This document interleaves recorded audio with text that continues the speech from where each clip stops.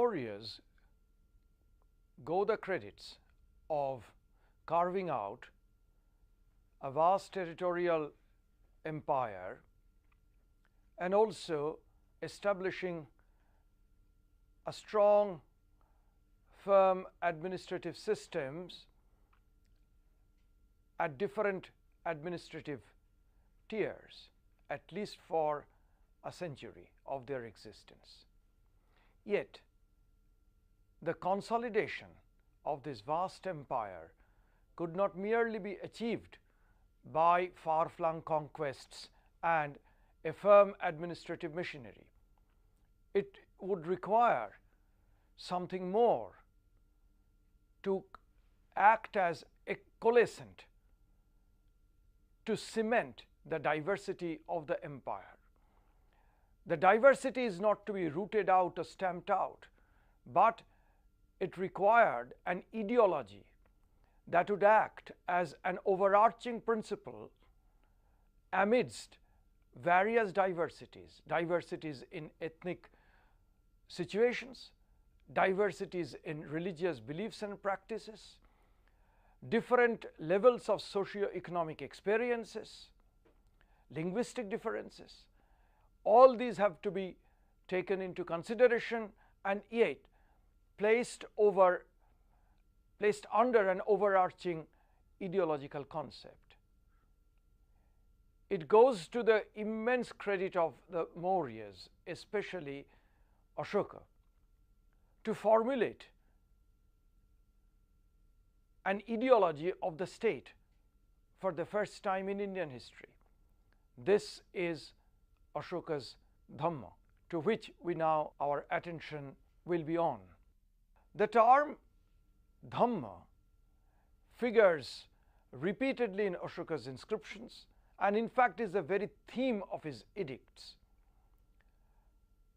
What the term means?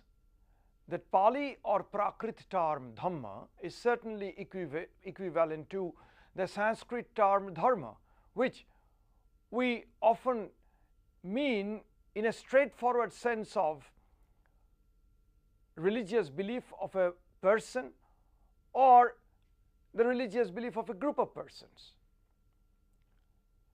Did Asoka use the term Dhamma in the sense of his personal religion?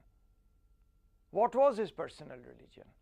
There is little doubt that Asoka was a devout Buddhist. That is pretty clear from the study of his edicts and also from a large number of later Buddhist texts, legends, anecdotes concerning the charismatic figure of Asoka. Let us have a look at that. In addition to the well-known Buddhist legend that Asoka converted to Buddhism, he himself states in his own edict that he became a lay follower of the creed of the Buddha. He calls himself an Upasaka or a Buddhupasaka. He also admits that after his conversion for the first 1 year, he was not very much exerting, and later in the next 1.5 years, he became more zealous in his practice of his Dhamma, that is Buddhism. Like a devout Buddhist, he pays visits of homage to some sacred places associated with Buddhism, like Lumbini Grama, the place of the nativity of the master. He visits Sambodhi or Bodh Gaya, the place of the enlightenment of the master. He also visited several other Buddhist stupas and also viharas, which are all recorded in his edicts. These were, in his own statements, missions and tours of Dhamma, Dhammayata. Sometimes he was away from his capital for as many as 256 nights on such tours. Asoka is also known in later Buddhist texts and is remembered by the 7th century famous Chinese Buddhist pilgrim Xuanzang to have constructed as many as 84,000 Buddhist stupas. We do not know how far these stories are factually correct, but we also know that Asoka had definite concerns about Buddhism. That's why in an edict he lays down as many as 7 Buddhist canonical texts. This is Vinaya Samukase, Aliya Vasani, Anagata Bhayani, Muni Gatha, Moneo Sute, Laghula Bada, and Upatisapasine. Not only does he prescribe this text for the monks and nuns to read them carefully, it also shows that he was fully aware of and conversant in the Buddhist canonical texts.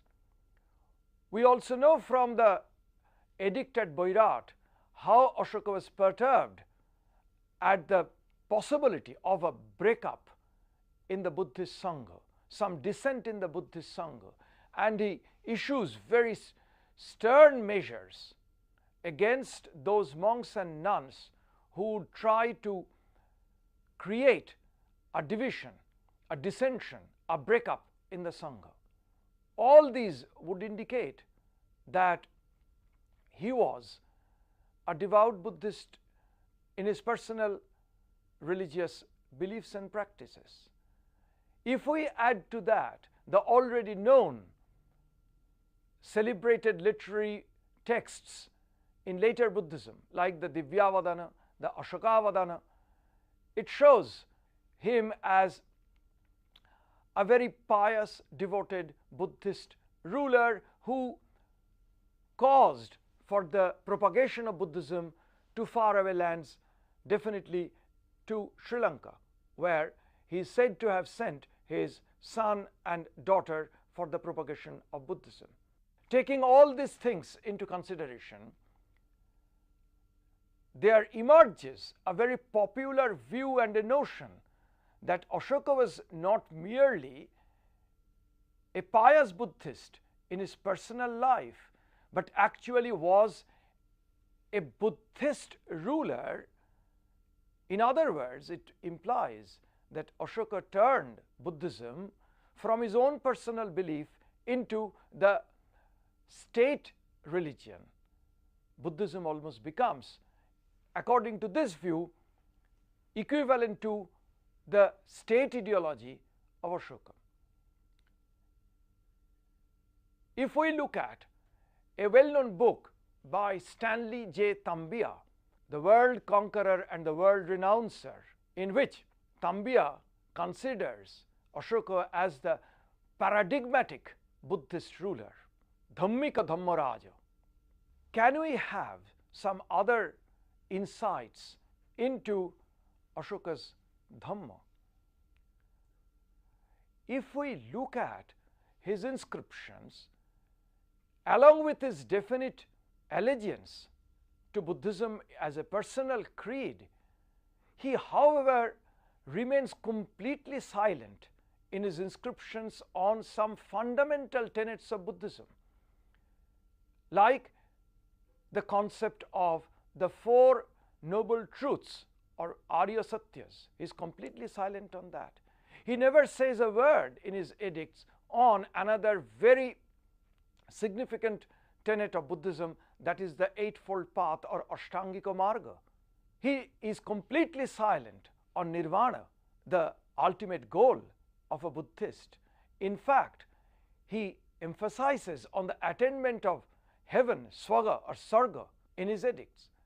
If we now turn our attention to the Aramaic and Greek edicts, where he also discusses about his Dhamma, what he says there, what is the term for Dhamma? After all, Dhamma is a Prakrit word. What he says in his Greek and Aramaic edicts. The terms in the Aramaic text is Data, which means law, and Kasit, which means truth. In the Greek text, the equivalent term for Dhamma is Eusebia, which means piety. It is plainly visible that in these translations of Dhamma into Greek and Aramaic, he never brings the term Buddhism or anything related to Buddhism. So, there is something much more broad-based in his concept of Dhamma, which is translated as Data and Kasit in Aramaic and as Eusebia in Greek, than mere Buddhism. Asoka's personal leanings to Buddhism is not in doubt, but the policy of Dhamma that he propagates in his edicts is perhaps something more than his personal belief in Buddhism. What is that? The problem is Asoka does not himself define what is Dhamma, but there are certain features that emerge out of the study of certain words found in his edicts. We will like to make a detailed study of this concept. His Dhamma has one of the most important ingredients of the emphasis on non-violence and avoidance of injury to other men and also any other living being. Keeping with this policy, he stops the beating of the war drum, Bherighosha, and replaces it with the reverberation of the drum of Dhamma, Dhammaghosha. By this, he eschews war. He categorically says that one of the fundamental principles of Dhamma is non-injury to living beings. We also know that in his understanding of Dhamma, he completely bans the trips for royal hunting, Viharayatra, and brings in instead the concept of the tours of piety, Dhammayatra or Dhammayata. Along with that, he categorically says that earlier many animals and birds were regularly slaughtered for the royal kitchen. The number in his time has been drastically reduced. He says now only 2 peacocks and 1 animal are daily slaughtered. Please note that he is not telling that it has been entirely taken out. He is honest enough to admit that even 3 animals are slaughtered every day, but promises that that practice will be stopped very soon in near future. In his Lagman edict, Aramaic Lagman edict in the year 16 since his coronation, he categorically says that he has banished those who are excessive lovers of hunting and fishing. And then 11 years later, in the year 27 since his coronation, he puts a large list of animals and birds which were exempted from slaughtering or being killed. So Asoka puts in principle the policy of non-injury to living beings not at a blanket ban, but in several stages. And what is at the fundamental principle in this particular attitude and the sets of action? He states in his edicts that no living being is to be sustained by another living being. Jivena jive na pusitavye. With this is connected in the Dhamma program, for the first time in Indian history, the institution of medical practices both for men, Manusa Chikitsa, and for even beasts, Pasu Chikitsa.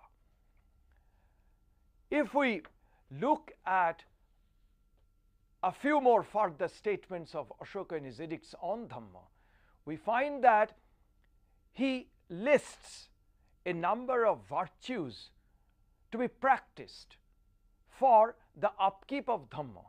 What are these? These are little sin, aposinave, many meritorious deeds, bahukayane, charity or liberality, dane, truthfulness, sache, kindness, daya, purity, sochaye. And along with that, he also instructs that his subjects should avoid some of the vices, and these vices are violence, chandiye, cruelty, nitulye, anger, kodhe, pride, mane, jealousy, isya.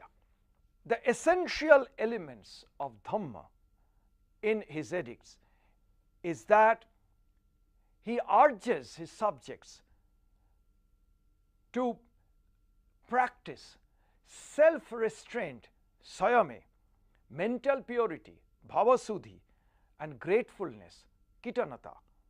The practice of Dhamma is actually to enhance the essence of all sects, sarabadhi. Hence, he denounces in his edicts the practice of praising one's own religious sect and making disparaging comments about others' sects, because he says by doing that you actually harm your own sect. So, in the idea of Dhamma of Ashoka, there is a clear spirit of accommodation, of diversity, and recognition of plurality. These are essential ingredients of Dhamma, and there is no sectarian approach at all, in spite of the fact that in his personal life he is a devout Buddhist. Dhamma is not merely some broad principle. It is to be practiced even in daily life. That's why Ashoka says that within the program of Dhamma, one has to be respectful to parents, teachers, elders. One must honor alike Brahmanas, Shramanas, Nirgranthas or Jainas, and Ajivikas. We shall see later how Ashoka and also a later Maurya ruler Dasharatha constructed rock shelters for the Ajivika monks at Barabar caves near Gaya. One has to keep in mind that there are many noted instances of intense debates on philosophical and religious matters between the Buddhists on the one hand and the Jainas and the Ajivikas on the other. But that did not prevent Ashoka to arrange for some facilities of the Jainas and Ajivika monks, particularly the Ajivika monks. It is with this end in view that he specifically appointed a special class of officers, Dhamma Mahamatras, Mahamatras in charge of the propagation of the law of piety. Ashoka also enjoins upon his subjects to cultivate kind attitude to the weak, the miserly, slaves and servants. Therefore, his policy of Dhamma emphasizes on the welfare of people in general, cutting across all social barriers, and welfare of all sects. It is not merely directed at the propagation of Buddhist Sangha and Buddhist ideas. Along with that, Ashoka banned Samaja, a particular type of social gathering in which, according to the Arthashastra, many licentious behaviors, drinking, revelry took place. Ashoka did not approve of it and banned the Samaja. He also found the performance of certain rituals, Mangalas, as trivial, and once again banned this and replaced the Mangalas with Dhamma Mangala. His idea regarding the propagation of Dhamma has really nothing to do specifically with Buddhist principle. These are concepts and typical practices, very broad-based principles cutting across sectarian differences. Ashoka himself considered that what he tried to inculcate in the principles of Dhamma was based on ancient usages and customs, Purana Pokiti. And with the principles of Dhamma, he was sure that he could bring in happiness for his subjects in this world, Hidalokika, and also in the next world, Palalokika. That's why his immortal statement that by the practice of Dhamma, he could consider all his subjects as his children, Sabe Muni se Pajamama. So in Dhamma, we find a broad-based moral and ethical code of conducts. This was first pointed out in 1952 by K.A. Nilakanta Shastri. This point was elaborated, refined and further analyzed by Ramila Thapar in several of her publications on the Mauryas. I would like to quote a particular passage from Ramila Thapar in this context. I quote, "In the propagation of Dhamma, Ashoka was attempting to reform the narrow attitude to religious teachings, to protect the weak against the strong, and to promote throughout the empire a conscious social behavior so broad in its scope that no cultural group could object to it." Unquote.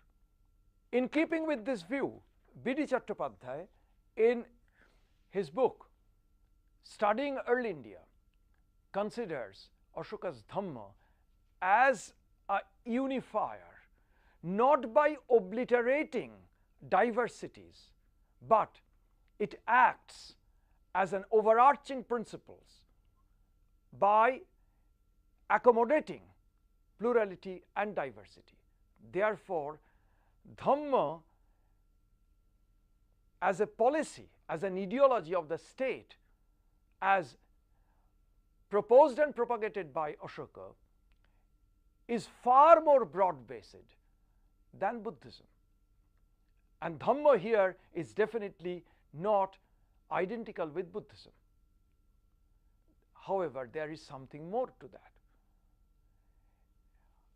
In the recently discovered Greek edict of Ashoka in Kandahar, we find a number of important facets, features, practices of Eusebia as Ashoka instructs. We have already stated that the term Eusebia in Greek stands for what Ashoka meant by Dhamma in his Prakrit texts. Actually, this Greek edict on Eusebia is based on Ashoka's Rock Edict 12 and Rock Edict 13 in Prakrit, where many principles of Dhamma are laid down. Interestingly enough, only in this Greek edict comes a peculiar statement. One of the virtues to be practiced by the subjects in course of upholding of Dhamma or Eusebia is, I quote, following B.N. Mukherjee's translation and comment, that one of the fundamental aspects of Eusebia or Dhamma was to mind the ruler's interests. Tato sum feranta basileos noi. This is in fact an elaboration of the Prakrit term Dridhabhatita, firm devotion, already occurring in Rock Edict 13 in Prakrit. So, firm devotion to the ruler or the interest of the ruler is also one of the component features of Ashoka's Dhamma. Therefore, it is not merely a social philosophy, a very broad-based code of moral and ethical conducts. It also has in it a political philosophy.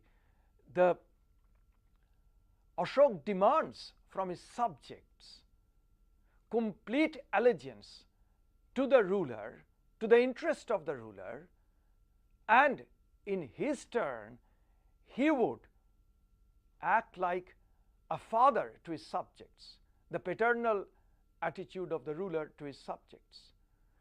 This new element of Dhamma having a political philosophy along with the very broad-based social and ethical principles is a new addition to our knowledge on Asokas Dhamma.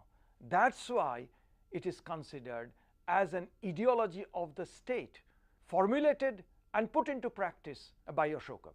In his Pillar Edict 1, Asoka makes a statement which perhaps envelops or encapsulates his ideal of the practice of Dhamma. He says that he is to maintain by Dhamma, Dhammena Palana, to rule according to Dhamma, Dhammena Vidhana, to make people happy by Dhamma, Dhammena Sukhiyana, and to protect people according to Dhamma, Dhammena Gotiti. This is a unique concept and principle put to practice by Asoka during his reign. Dhamma, once again let us repeat, is not equivalent to or identical with Buddhism, though Asoka himself in his personal life was undoubtedly a pious and devout Buddhist. It is much more broad-based than having a particular sectarian approach in his mind. It recognizes plurality, it considers the diversity of various cults, religious beliefs and systems, and is very broad-based. This was extremely necessary to keep in order so vast a realm. It is true that it was a unique experiment and it was not followed in the post-Ashokan days, but even as an experiment, as an ideology, it has a lasting contribution to the Indian ethos, something we would like to celebrate and emulate even in our present circumstances and experience.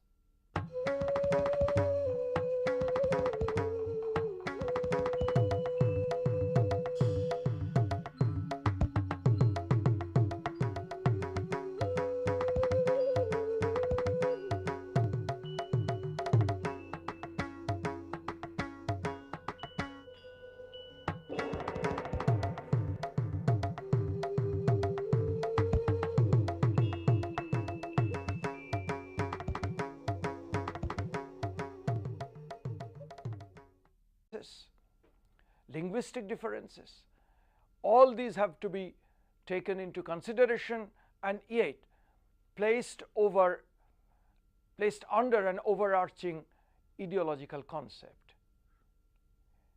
It goes to the immense credit of the Mauryas, especially Asoka, to formulate an ideology of the state for the first time in Indian history. This is Asoka's Dhamma, to which we now our attention will be on.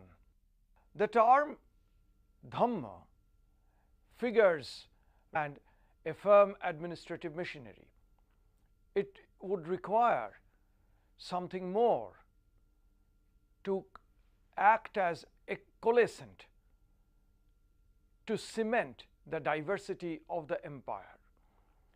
The diversity is not to be rooted out or stamped out, but it required an ideology that would act as an overarching principle amidst various diversities, diversities in ethnic situations, diversities in religious beliefs and practices, different levels of socio-economic experience.